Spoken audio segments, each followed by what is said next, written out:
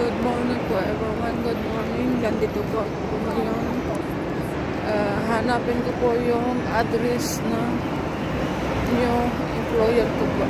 Once a week extra. Ito pa po sa San Juan.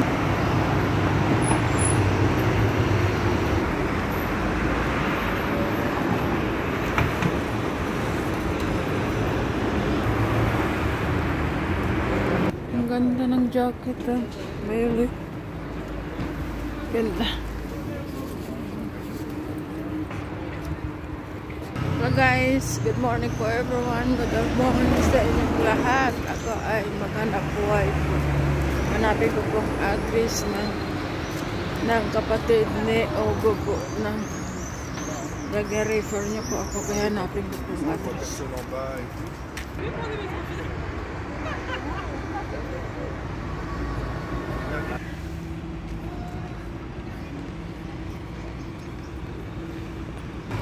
Okay guys, nandito na po ako malapit sa San Giovanni Laterano.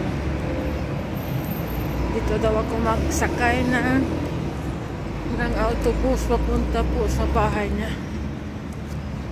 Dito pa daw ang station ng bus sa may Hollister nga Scala Santa po. Pala siya ng Hollister.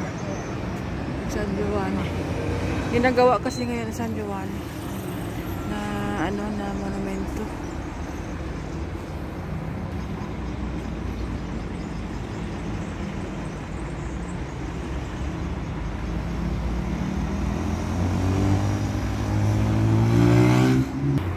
Dito siguro ang station ng 982 nga bus.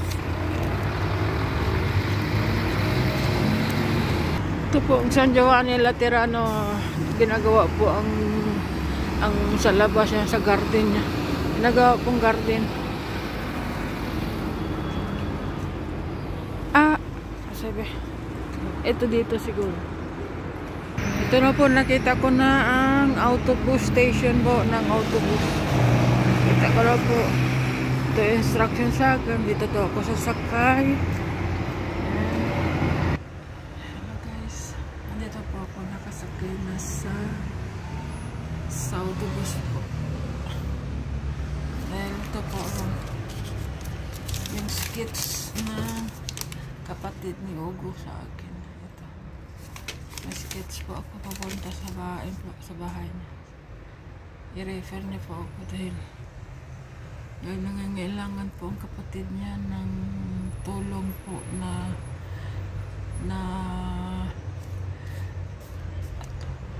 gubayan ko po siyang maligo. Dalawa kami ng asawa niya po. Ang kapatid ni Ogo po ang kasama ko maligo sa asawa niya dahil 90 years old na po. Ganun.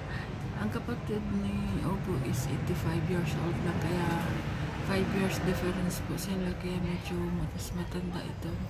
Nauna malumpo yung tuhod, nawala ng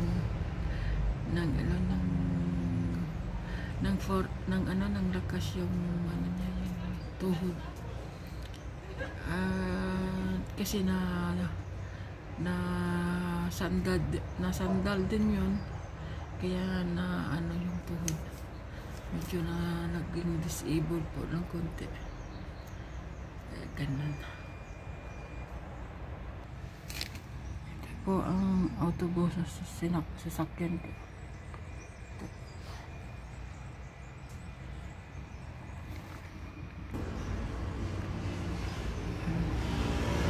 Dito po sa station may CR po yung mga driver. Yan po ang CR ng mga driver.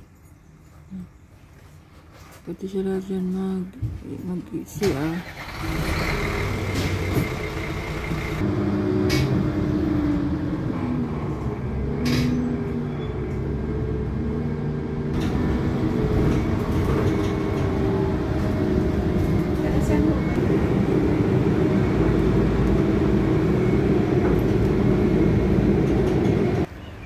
Hello guys, nandito na po ako, malapit na, naligaw ako nakababa ako ng isang fermata. sa lalikuran, sa ano, inditro ako kan kaya malayo mga bus stop kasi kaya lakarin mo na lang. Sige lang, kunting ano lang naman kasi itong ano kalye na to, itong lugar na to, first time ko po pumunta dito sa lugar na to kasi hindi ko to zona sa mga work ko, hindi po to zona. Ya ganun. Ito po ang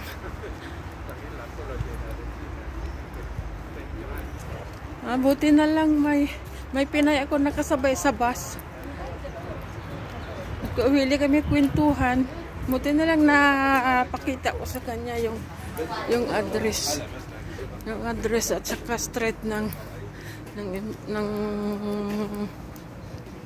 matanda po na papasukan ko. Kaya ganun. Sige guys, ako ay nandito na po. Tatawagan ko na yung senyora na nandito na ako. Nandito niya po ako tatagpuin sa may simbahan. Kaya malapit nando sa kanya. Sige guys, thanks for watching po. Thanks for watching.